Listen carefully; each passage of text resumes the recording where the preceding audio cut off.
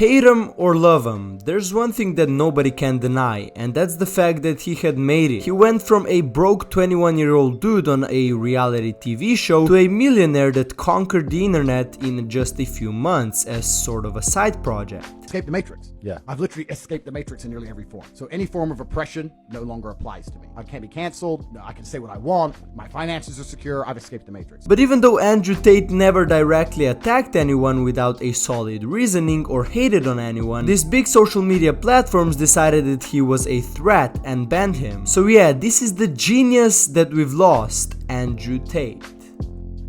Okay, so in this video I want to touch a few topics regarding Andrew Tate. The first one being that he was one of the biggest marketing geniuses to ever be on the internet. And then we'll touch the topic of him getting banned and why that wasn't a good thing for literally anyone, no matter if you agreed or disagreed with him. His ban was in no way beneficial to you, and I'm going to explain why I think that in the other half of the video. Now first things first, let's look at Tate's life story. He went from being almost homeless to a multi-millionaire. So the first major thing that the Tate brothers came up with was having some pretty girls live stream while Andrew and his brother were behind the keyboard talking to dudes that thought they were obviously talking to those women, and they convinced those dudes to give them money, and that was the first thing that we know of that the Tate brothers have done on their way to success. The next thing Andrew Tate did that gave him a huge net worth is having some casinos built in Romania. Obviously that's not as easy as it sounds. He needed to buy or build the casinos and then make sure that he's gonna profit a lot more than he spent on making them. And at this point in his life, Andrew already had a nice car, actually not just a car but 27 cars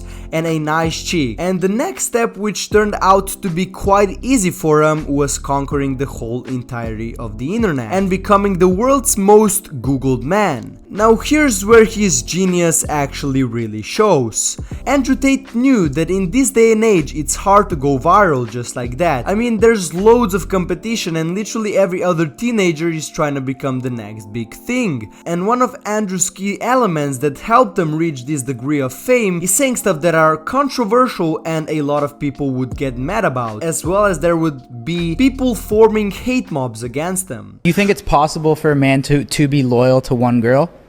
I think it's possible for men to do lots of things. Sure, we can go to the moon. You can be loyal to one girl. You can go scuba diving if you want to.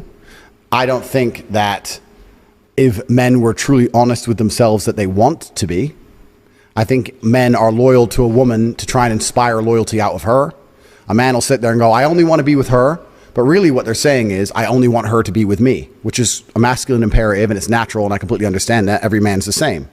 But if you could make a woman be loyal to you while not being loyal to her, then you would not be loyal to her. If a man's truly honest and says, if I can press this button and she's loyal to me no matter what I do, am I still going to only be with her? Now, you might prefer her, you might spend 99% of your time with her, etc. Completely get that.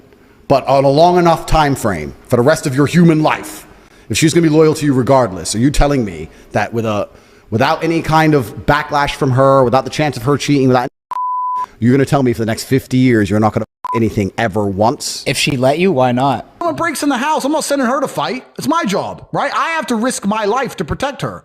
So when someone doesn't break in the house and I ask her for breakfast, I expect it to be made. Now what these people didn't know is that they were doing exactly what Tate wanted them to. Because with the people getting mad and talking about him all the time, it made Tate even more famous and more people decided to listen to his points. But that's not it. This wouldn't be Andrew Tate if he wouldn't also be making more money with his fame. So he created the Hustlers University. And it works like this. So you have to pay $50 a month to join Hustlers University, and you're promised to learn how to make money with all the courses on Hustlers University. What's more is that you'll get a unique link when you join, and with that link you can invite your friends to join the university as well, and by doing that you'll get half of what the person who joined with your link paid the first month. And another genius thing Tate came up with is that if you for some reason cancel your subscription for Hustlers University, University, you will forever be banned and not able to join ever again. And what that does is create indecisiveness in people, because they don't think it's worth paying, but then again, they think that maybe one day some of Hustlers University methods could help them, so they don't know whether to stay or to cancel and never be able to change their mind and rejoin. Now you might be like, Matic, who would pay $50 for some program that teaches you nothing new, nothing that you can't already find for free on YouTube? Well, here's where you would be wrong, because not only did so many people actually join Hustlers University, but also people joining started literally getting rich with this simple link method. So what they would do is make accounts across the internet on various social media apps and then repost Andrew Tate's clips and clips of him promoting Hustlers University. And then what they would do is put their own individual link in their bio so that the new people who wanted to joined through their link, giving them $25 instantly. And there are actually stories of people earning a few $1,000s per month while only having to re-upload Andrew Tate's clips. Because when you see Andrew and you see his cars, why wouldn't you want to be like him? And when he says that he can teach you that, why wouldn't you take up on that offer? But yeah, in short, it's a modern day pyramid scheme, but it worked, and Andrew Tate is certainly a genius for that. And what's more is that he really didn't even need more money, as he already owned a bunch of casinos, but he still took the opportunity and got even richer. So that is the genius of Andrew Tate, the man that believes being poor is a choice for most people. Question. So being poor, being sexless, being fat, this is all a choice, yeah? I think if you live in the Western world, it's absolutely a choice. Listen, if you're born in Tanzania and you're poor, fine, I'll accept that. That's hard, right?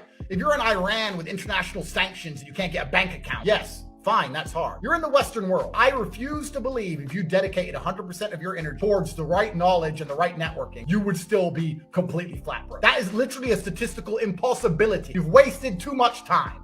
So yeah, it's a choice. Now, if you are a hater of Andrew Tate, don't look at this video and go, oh, what does he know? He's been brainwashed by Andrew. Because that's not the case. I really couldn't care less about him or his recent ban, but right now I'll tell you why his ban should never have happened and why that's bad for literally everyone, no matter if you loved him or hated him.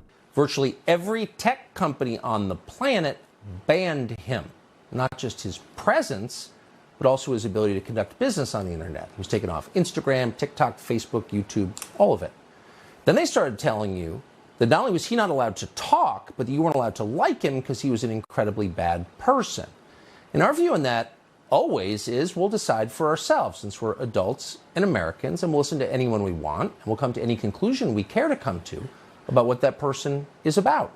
We are all allowed an opinion, and whether or not that opinion is something that the majority agrees or disagrees on shouldn't really matter. What matters is that you can express yourself and your beliefs, and then the people who are smart will be the ones to decide whether they want to believe you or say that you're spitting some mad bullshit. But censoring somebody and trying to silence them is very far from being okay. And even if you are celebrating his ban today, tomorrow somebody else might be celebrating yours. That's why I feel like his ban was unjustified and he really didn't do any harm to anyone except maybe with words. But then again, if you can't take harsh words and opinions, should you really have access to the internet? And if you looked at his Instagram, all he did was upload normal photos of his everyday rich life. He didn't even have any strikes, nor had he broken any guidelines. On Instagram, absolutely no rules were broken.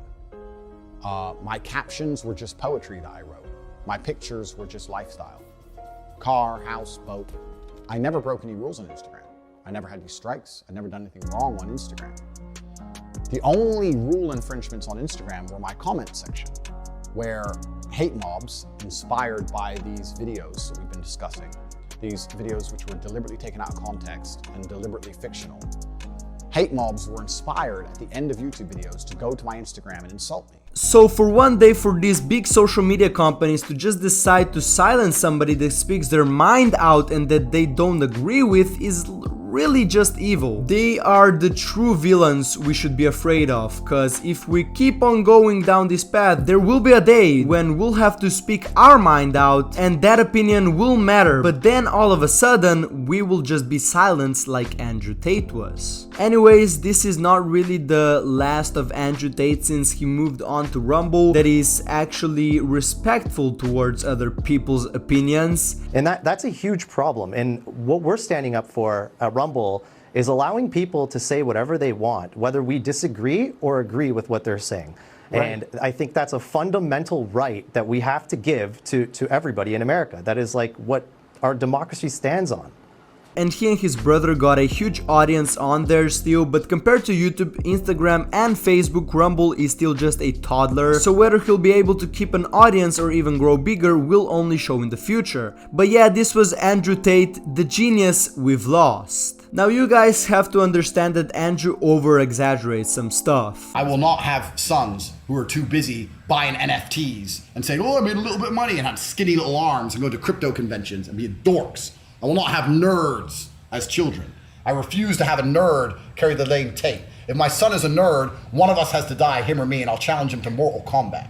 But all in all, the message still remains. We've really gone soft and we need to fix that before it's too late. But yeah, thank you guys so much for sticking with me till the end of this video. It really means a lot to me for those of you that did, and if you did somehow manage to enjoy it, then be sure to smack it a fat like, comment and subscribe, as that would help me out a lot. And yeah, this has been Boy Matic. I love you all so much. Signing out. Peace.